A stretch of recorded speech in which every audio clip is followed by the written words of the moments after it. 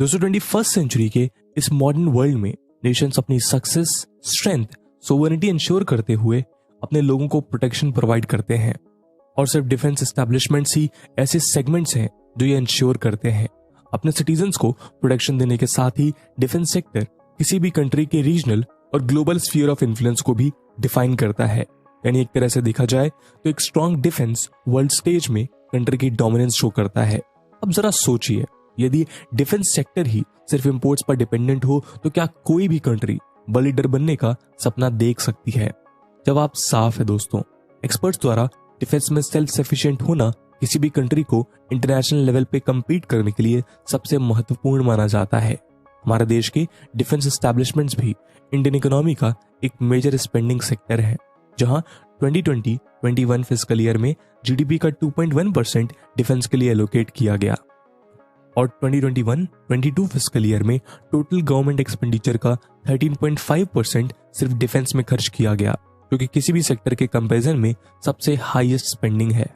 लेकिन दोस्तों, जैसा कि हमने बताया कि डिफेंस में सेल्फ सफिशिएंसी, सेल्फ रिलायंस यानी आत्मनिर्भरता बहुत जरूरी है और भारत अभी भी इसमें पूरी तरह से आत्मनिर्भर नहीं हो पाया है। एक इंडिपेंडेंट नेशन के तौर पर भारत ने पाकिस्तान और चाइना से वॉर्स भी लड़े, जिसने भारत को एक स्ट्रॉन्ग डिफेंस फोर्स की इंपॉर्टेंस को जाहिर किया। लेकिन दोस्तों 21st सेंचुरी का डिफेंस सेक्टर पहले की तुलना में बिल्कुल अलग है। कैसे? आज टेररिज्म, साइबर अटैक्स का खतरा लगातार बढ़ रहा है। ऐसे में डिफेंस सेक्टर को इन सभी थ्रेट से आगे की सोच रखनी होगी। यही नहीं, रिसेंट समय में इंडिया की नेबर के साथ बॉर्डर स्क्रिमिशेस लगातार बढ़ती जा रही हैं। फिर चाहे वो हमारे अक्साई चिन्ह रीजन में हुआ इंडिया चाइना का स्टैंड ऑफ हो या 2019 में हुआ इंडिया पाकिस्तान स्टैंड ऑफ। इनके अलावा नक्सलाइट्स, माओइस्ट और ऐसे ही कई इंटरनल थ्रेट्स का खतरा भी बढ़ता जा रहा है। जैसे जैसे भारत टेक्नोलॉजी और इकोनॉमिकली प्रोग्रेस कर रहा है, वैसे ही साइबर थ्रेट्स जैसे हैकिंग, डिनायल ऑफ सर्विस और रैंसमवेयर्स का खतरा भी बना हुआ है। ऐसे में भारत के डिफेंस एस्टैब्लिशमेंट्स का सेल्फ सफिशिएंट होना हमारी प्रायोरिटीज की लिस्ट में सबसे ऊपर होना चाहिए। हम इंडिया के डिफेंस इंपोर्ट्स की हिस्ट्री के बारे में जानेंगे और साथ ही हम ये भी जानेंगे कि इंडिपेंडेंस के बाद से अब तक डिफेंस को आत्मनिर्भर बनाने के लिए क्या कदम उठाए गए हैं। और फिर अंत में हम देखेंगे कि कैसे भारत डिफेंस में आत्मनिर्भर बन सकता है। चलिए शुरू करते हैं डिफेंस एस्टैब्लिशमेंट। दोस्तों सेल्फ रिलायंस यानी आत्मनिर्भरता कोई नया कॉन्सेप्ट नहीं है। देश के पहले प्रधानमंत्री पंडित जवाहरलाल नेहरू सेल्फ रिलायंस पे एक स्ट्रॉन्ग बिलीफ रखते थे। उन्होंने लगातार लोगों को कंट्री के इकोनॉमिक अपलिफ्टमेंट के लिए मोटिवेट और एजुकेट किया, जो साइंटिफिक और टेक्नोलॉजिकल एडवांसमेंट्स के बेस पर होना चाहिए था। पंडित नेहरू के हिसाब से साइंटिफिक टेम्पर ही इंडिया का फ्यूचर लिखने वाला था। ब्रिटिश रूल एंड होने तक इंडिया में लगभग 12 ऑर्डिनेंस फैक्ट्रीज डेवलप की जा चुकी थी, लेकिन ब्रिटिशर्स ने इन फैक्ट्रीज को सेल्फ रिलायंट बनाने पे कभी फोकस नहीं किया। इंडिपेंडेंस के बाद भी यही स्थिति बनी रही, जहां इंडस्ट्रीज तो थी लेकिन टेक्नोलॉजिकल एडवांसमेंट नहीं हुआ। साथ ही वर्ल्ड वॉर सेकेंड ने भी आर्म्ड फोर्सेस की डिमांड को सिग्निफिकेंटली बढ़ा दिया था और इसी के चलते आजादी के बाद से ही सेल्फ रिलायंस के गोल को अचीव करने के लिए भारत ने अपना डिफेंस इंडस्ट्रियल बेस को एक्सपेंड करना शुरू किया। 1950s के दौरान इंडिया ने बहुत ही कम टेक्निकल नो हाउ के साथ इक्विपमेंट्स को इंडिजिनसली प्रोड्यूस करना शुरू किया, लेकिन एडवांस इक्विपमेंट अभी भी इंपोर्ट्स द्वारा मंगाए जाते थे। 1956 में रिवाइज्ड इंडस्ट्रियल पॉलिसी रेजोल्यूशन ने आर्म्स एंड एम्युनिशन इंडस्ट्री को सिर्फ पब्लिक सेक्टर तक सीमित कर दिया, यानी कोई भी प्राइवेट कंपनी इन्हें प्रोड्यूस नहीं कर सकती थी। इसके बाद 1958 में ब्रिटिशर्स द्वारा सेटअप की गई ऑर्डिनेंस फैक्ट्रीज इंडिया के डिफेंस सेक्टर की कोर इंडस्ट्रीज बनी और इसी साल डीआरडीओ यानी defence research and development organisation का गठन किया गया। इंडिया की डिफेंस इंडस्ट्री को सबसे पहला पुश 1962 के इंडो चाइना वॉर के बाद मिला, जिसमें इंडिया को सोवरेनिटी क्राइसिस सामना करना पड़ा। इस क्राइसिस ने इंडियन गवर्नमेंट को अपने डिफेंस एक्सपेंडिचर बढ़ाने के लिए मजबूर किया। इसके बाद डिफेंस एक्सपेंडिचर को जीडीपी के 1.5% से बढ़ाकर 2.3% कर दिया गया। उसके बाद 1965 में हुए इंडो पाक वॉर में जब यूएसए ने इंडिया को आर्म्स एक्सपोर्ट करने से मना कर दिया था, तब इंडिया ने सोवियत यूनियन के साथ डिफेंस टाइज मजबूत किए। सिर्फ अगले 15 सालों में इंडिया के डिफेंस इक्विपमेंट का मेजर शेयर सोवियत यूनियन से सप्लाई किया जाने लगा। इंडिया को एडवांस वेपनरी तो मिली, साथ ही इक्विपमेंट की मैन्युफैक्चरिंग भी शुरू की जाने लगी दोस्तों ये मैन्युफैक्चरिंग लाइसेंस बेस्ड थी, यानी इसमें इंडिया की टेक्नोलॉजी इन्वॉल्व नहीं थी, बल्कि सिर्फ बाहर की टेक्नोलॉजी को यहाँ प्रोड्यूस किया जा रहा था। इसका सबसे बड़ा एग्जाम्पल था MiG-21 फाइटर एयरक्राफ्ट, जो हिंदुस्तान एरोनॉटिक्स लिमिटेड द्वारा बैंगलोर में मैन्युफैक्चर किया जाने लगा। दोस्तों इस अरेंजमेंट के कारण इंडिया की डोमेस्टिक इंडस्ट्रीज में रिसर्च, डेवलपमेंट और प्रोडक्शन जैसे थम सा गया। इसके बाद 1980s में एक बार फिर से डोमेस्टिक डिफेंस इंडस्ट्री को बढ़ावा देने के लिए नए एफर्ट्स किए गए। DRDO में ह्यूज इन्वेस्टमेंट्स किए गए और इंडिजिनस मिसाइल सिस्टम्स जैसे पृथ्वी, आकाश और नाग का डेवलपमेंट किया गया। इस पीरियड में इंडिया ने अपना flagship aeronautical project light combat aircraft का डेवलपमेंट शुरू किया। फिर आया 1998 का वो साल जब इंडिया ने रशिया के साथ एक एग्रीमेंट साइन किया, जिसमें एक सुपरसोनिक क्रूज मिसाइल सिस्टम को डेवलप किया जाना था। इस सिस्टम का नाम था ब्रह्मोस। ये रशिया और इंडिया का एक जॉइंट वेंचर था।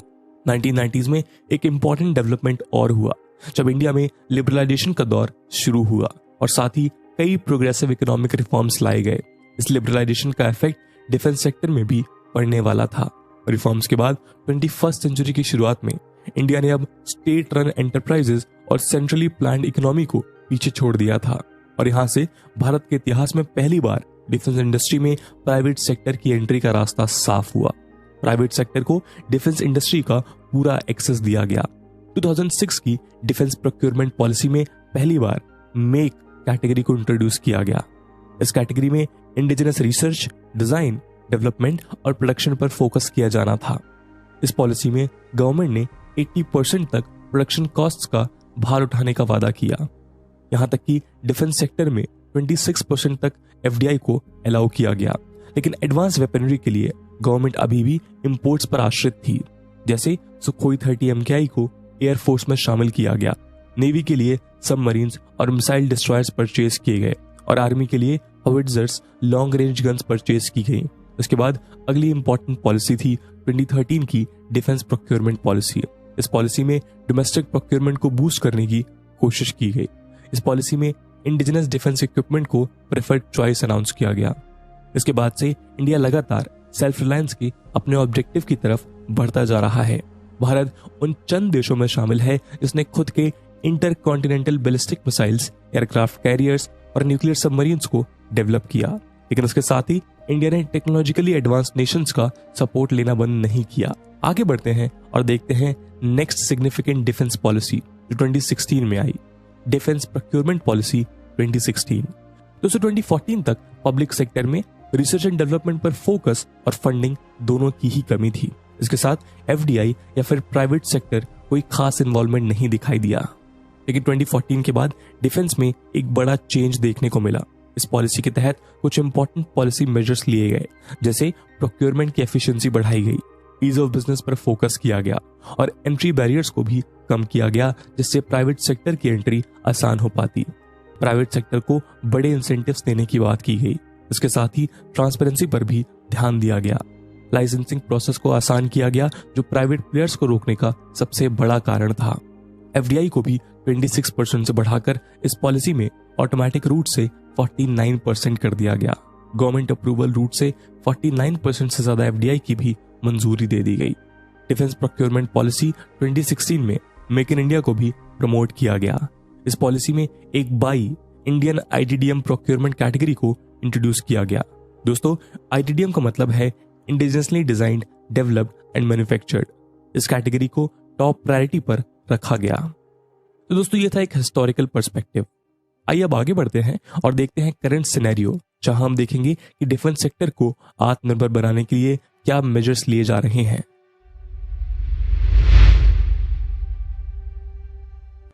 दोस्तों मई 2020 में प्राइम मिनिस्टर नरेंद्र मोदी ने कोविड-19 पैंडेमिक के मद्देनजर एक नई मुहिम शुरू की, आत्मनिर्भर भारत अभियान। इस अभियान के तहत डिफेंस सेक्टर को एक इंपॉर्टेंट सेक्टर घोषित किया गया। इस सेक्टर को आत्मनिर्भर बनाने से एम्प्लॉयमेंट अपॉर्चुनिटीज भी क्रिएट की जा सकती हैं और साथ ही इंपॉर्टेंट बर्डन भी कम किया जा सकता है। 2015 से 2019 के बीच इंडिया ने वर्ल्ड के लगभग 10% आर्म्स को इंपोर्ट किया, जो कि दुनिया में सबसे हाईएस्ट था। हाल ही में हुए इंडिया चाइना टेंशंस ने शॉर्ट नोटिस में प्रोक्योरमेंट करने की जरूरत को उजागर किया है। एक्सपर्ट्स का मानना है कि ऐसे में इंपोर्ट को रिड्यूस करना जरूरी हो जाता है। इंपोर्ट रिड्यूस करने के साथ इंडिजिनस डिफेंस प्रोक्योरमेंट को भी इंकरेज किया जा रहा है। इस तर्ज पर फरवरी 2021 में इंडियन आर्मी ने Pune based Bharat forge company से M4 आर्म्ड व्हीकल्स के ऑर्डर दिए। मिनिस्ट्री ऑफ डिफेंस ने भी मेक इन इंडिया को सक्सेस बनाने के लिए कुछ स्टेप्स लिए, जैसे डिफेंस सेक्टर में FDI को एक बार फिर से बढ़ाकर 74% कर दिया गया। 2021-22 से टोटल कैपिटल एक्विजिशन बजट का 60% डोमेस्टिक कैपिटल प्रोक्योरमेंट के लिए रखा गया है, यानी 60% प्रोक्योरमेंट सिर्फ इंडियन इंडस्ट्री से ही किया जाएगा। मिनिस्ट्री ने डिफेंस प्रोक्योरमेंट प्रोसीजर 2016 को रिवाइज करके डिफेंस एक्विजिशन 2020 रिलीज किया। इस DAP 2020 में सेल्फ रिलायंस पर जोर दिया गया है। इसमें इंडिजिनस सॉफ्टवेयर के इस्तेमाल की बात की गई और साथ ही स्टार्टअप्स और MSMEs के इनोवेशन को एक बड़ा पुश दिया गया है। 2020 और 2021 में department of military affairs, ministry of defence ने इंपॉर्टेंट एम्बार्गो लिस्ट अनाउंस की। इन लिस्ट में कुल 209 आइटम्स के इंपोर्ट को बैन किया गया, जिससे इंडिजिनाइजेशन को एक बड़ा पुश मिल पाएगा। दोस्तों, डिफेंस फ्रंट में आज इंडिया के पास एक बड़ा इंडस्ट्रियल बेस तैयार किया जा चुका है, जो इंडिया के डिफेंस सेक्टर को आत्मनिर्भर बनाने में मदद करेगा। इस इंडस्ट्रियल बेस में सबसे इंपॉर्टेंट है DRDO, जो डिफेंस रिसर्च की प्रीमियर ऑर्गेनाइजेशन है। इसके अलावा 2021 में सरकार ने 41 ऑर्डिनेंस फैक्ट्रीज को मिलाकर 7 गवर्नमेंट कंपनीज में कन्वर्ट किया, जो पूरी तरह से गवर्नमेंट ओन्ड होंगी। प्राइम मिनिस्टर ने इन कंपनीज को इंडिया की मिलिट्री स्ट्रेंथ का बेस बताया है। ये 7 कंपनीज हैं munitions India limited, armoured vehicles Nigam limited, advance weapons and equipments India limited, troops comforts limited, यंत्र इंडिया लिमिटेड और इंडिया ऑप्टल लिमिटेड। इसके अलावा 12 डिफेंस PSUs या DPSUs भी इंडिया की डिफेंस इंडस्ट्री में कंट्रीब्यूट कर रहे हैं। दोस्तों, गवर्नमेंट की इस आत्मनिर्भर कैंपेन में एक इंपॉर्टेंट मेजर और लिया जा रहा है, जिसमें प्राइवेट सेक्टर को एग्रेसिवली प्रमोट किया जा रहा है। आइए ब्रीफ में देखते हैं डिफेंस सेक्टर में प्राइवेट एंटरप्राइजेस क्या रोल प्ले कर रही हैं। दोस्तों, जैसा कि हमने पहले ही बताया कि 2001 के बाद से इंडिया के डिफेंस सेक्टर को प्राइवेट कंपनीज के लिए ओपन किया गया। इस सेक्टर में काफी इंकरेजिंग ट्रेंड्स दिखाई दे रहे हैं। बड़े डिफेंस प्रोजेक्ट्स में प्राइवेट सेक्टर का इन्वॉल्वमेंट शुरू हो चुका है, जैसे बैटलफील्ड मैनेजमेंट सिस्टम या BMS के डेवलपमेंट में 2 कंपनीज इन्वॉल्व थी, टाटा और L&T। इसके अलावा गवर्नमेंट ने DRDO को प्राइवेट प्लेयर्स को टेक्नोलॉजी ट्रांसफर करने की मंजूरी दी है। इसके तहत L&T को अनमैन्ड एरियल व्हीकल लक्ष्य डिजाइन करने का जिम्मा दिया गया है। डिफेंस प्रोक्योरमेंट पॉलिसी 2016 में एक significant provision strategic partnership policy भी इंट्रोड्यूस किया गया है। इसके तहत selected India private sector companies को फॉरेन कंपनी से पार्टनरशिप करने की अनुमति दी गई। इसमें फाइटर जेट्स, हेलीकॉप्टर्स, सबमरीन्स और आर्मर्ड व्हीकल्स की मैन्युफैक्चरिंग को प्रमोट किया गया। अगस्त 2020 में एक इंडिजिनाइजेशन पोर्टल सृजन लॉन्च किया गया। इस पोर्टल के माध्यम से DSPUs और ऑर्डिनेंस फैक्ट्रीज के लिए MSMEs, स्टार्टअप्स को डेवलपमेंट सपोर्ट देना आसान हो पाएगा। इसके अलावा एक पॉजिटिव इंडिजिनाइजेशन लिस्ट भी तैयार की गई, जिसमें ऐसे आइटम्स लिस्ट किए जाएंगे जिन्हें इंडिया में ही प्रोड्यूस किया जाएगा। प्राइवेट कंपनीज के इस पुश के चलते 2021 में कल्याणी रफाइल एडवांस सिस्टम ने अपनी पहली इंडिजिनस मिसाइल्स इंडियन आर्मी को सौंपी। ये कंपनी कल्याणी ग्रुप और इजराइल की रफाइल एडवांस डिफेंस सिस्टम का एक ज्वाइंट वेंचर है। आज इंडिया में 300 से भी ज्यादा प्राइवेट कंपनीज रजिस्टर्ड की जा चुकी हैं। इसमें से लगभग 110 ने डिफेंस के लिए प्रोडक्शन शुरू भी कर दिए हैं। इनमें से कुछ इंपॉर्टेंट प्राइवेट प्लेयर्स हैं Tata, Reliance, Mahindra, Adani, Kalyani Rafale advance systems, L&T etcetera. तो दोस्तों, ये था एक डिटेल डिस्कशन जहां हमने इंडिया की डिफेंस इंपोर्ट हिस्ट्री और अब तक की गवर्नमेंट पॉलिसीज के बारे में